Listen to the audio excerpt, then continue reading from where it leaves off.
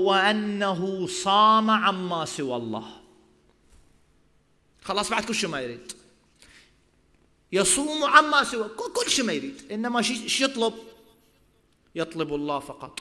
كل سكنة، كل حركة، كل فعل، كل أداء، كل إبداع، كل نجاح، كل حركة، كل قول، كل فعل، كله غايته ماذا؟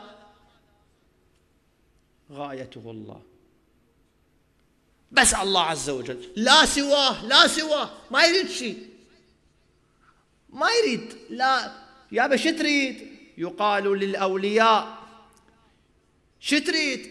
يدعي. مو بالتاريخ بالروايات نبي الله شعيب على نبينا وآله وعليه السلام يقول بكى حتى ابيضت عيناه، عمي، فأرجع الله إليه بصره،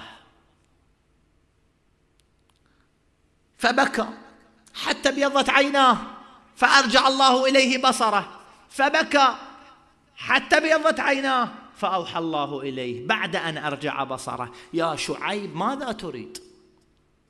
أنت شو تريد؟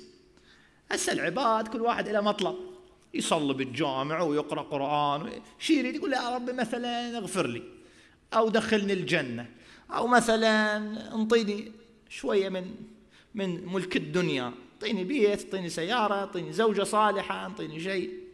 أنت شو تريد؟ قال له يا رب ما أريد.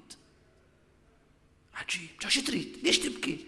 قال أريد حبك. أريدك أنت.